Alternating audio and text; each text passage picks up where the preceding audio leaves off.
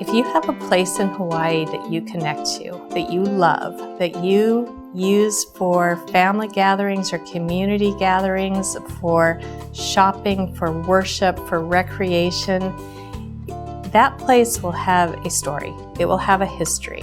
And I think Historic Hawaii Foundation has often been the organization that has helped ensure that place is still there. The Historic Hawaii Foundation is honored to celebrate 50 years of preserving and promoting the buildings, objects, and sites that tell the unique history of our islands in order to enrich our present and future generations.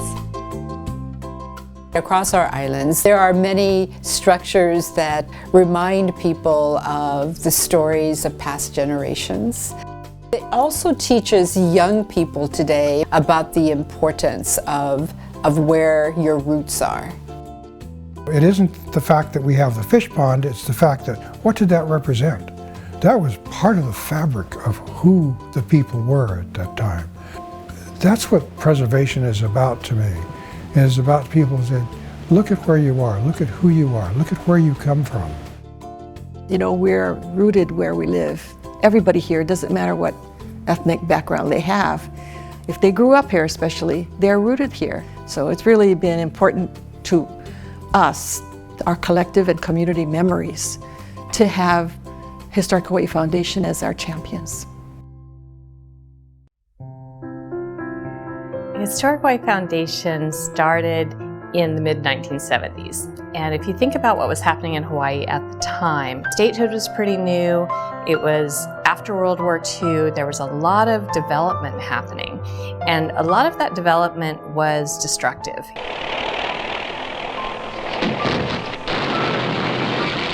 The Kukui tract was essentially almost completely demolished. Everything from Queen Emma Street over all the way to Liliha, and basically from Vineyard to Beretania. The area was just completely stripped. There used to be schools, churches, temples, lots of housing. All of it was just flattened in the name of progress. They were working on a plan to demolish Iolani Palace and make it a parking lot for the state capitol. We were afraid that those of us who were involved with preservation, that those things would be lost. So we decided to do a statewide tour, bring these experts in, and then have a conference at the Royal Hawaiian Hotel. That's how we actually got started.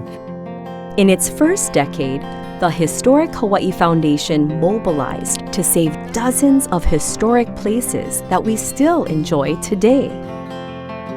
They helped Chinatown merchants purchase the Oahu Market to keep it from closing. And they lobbied nationwide to prevent the Royal Hawaiian Hotel from being destroyed. There was a huge court battle. The owners at the time did not want their hotel to be on the Register of Historic Places because they had plans to demolish it and redevelop the site.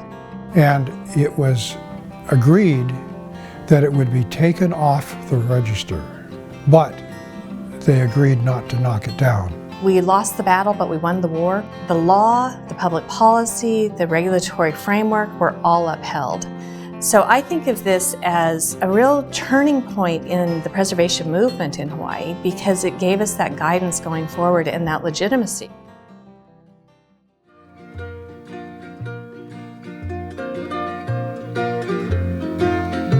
Hawaii's rural towns, bypassed in the sweeping changes since statehood, are deeply involved in individual and community projects to preserve, enrich, and revitalize their communities. As county planning departments struggled with the balancing of the many forces present in a changing community, their search for expertise and funding introduced Hawaii to the national Main Street programs. Under the auspices of the Historic Hawaii Foundation, the Main Street idea and its programs has spread statewide.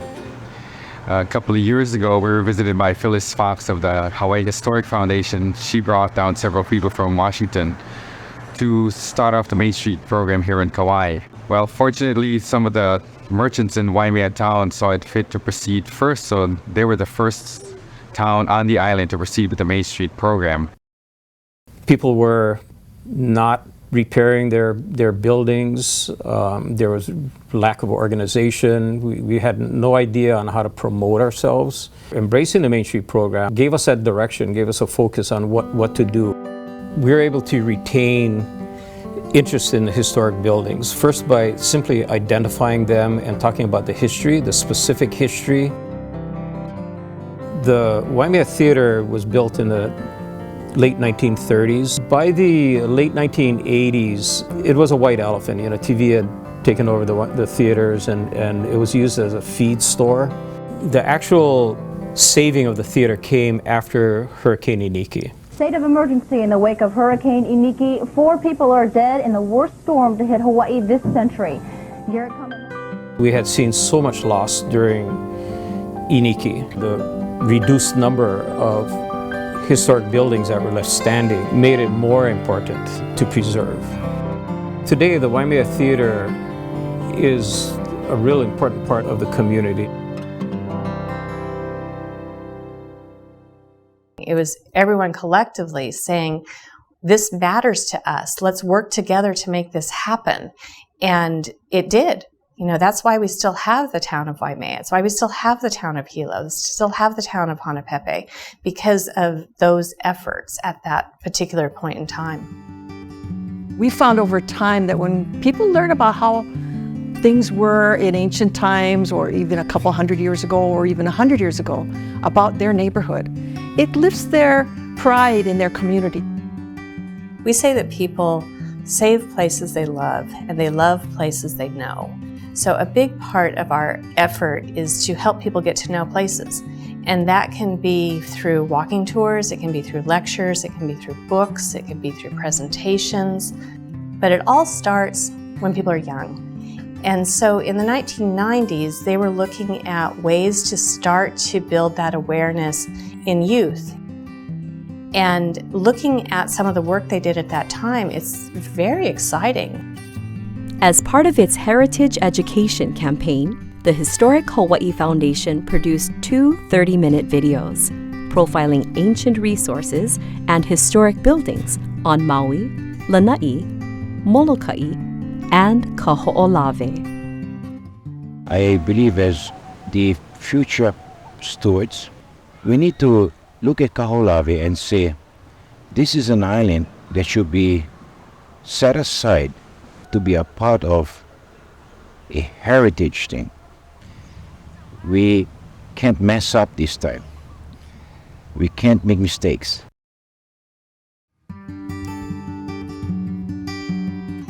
Part of what we've done is provide funding and technical assistance through our Native Hawaiian Organization Stewardship Training Program. So there are several organizations that have used those funds and that program to train the next generation, to develop talking points or websites or stewardship management plans. And I think those will have great longevity. They'll also serve as pilots so that other organizations can learn from their experiences.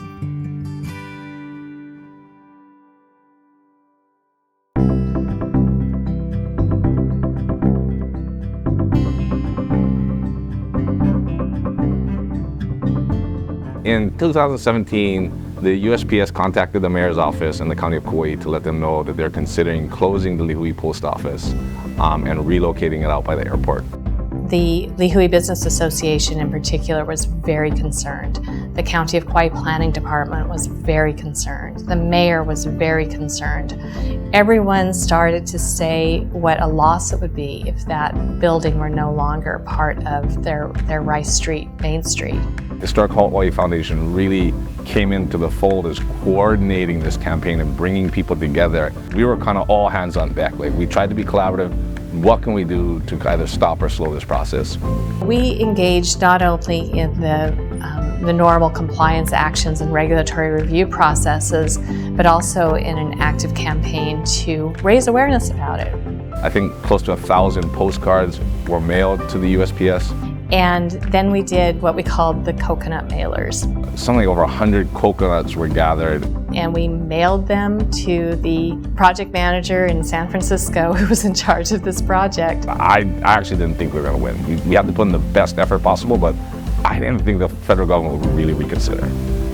And in the end, it made a difference. The Postal Service decided not to dispose of the Lihue Post Office. They decided to keep it as a post office. It is still open. Since then, they have painted it, they have done a lot of the deferred maintenance, and it's still a place where the people of Kauai can come together. In the 21st century, the historic Hawaii Foundation continues to protect, advocate, assist, and educate on behalf of all the places we love and the stories they tell. The building doesn't have the voice, the cultural site doesn't have a voice, the past doesn't have a voice. Somebody has to represent that interest, and that somebody is Historic Hawaii Foundation.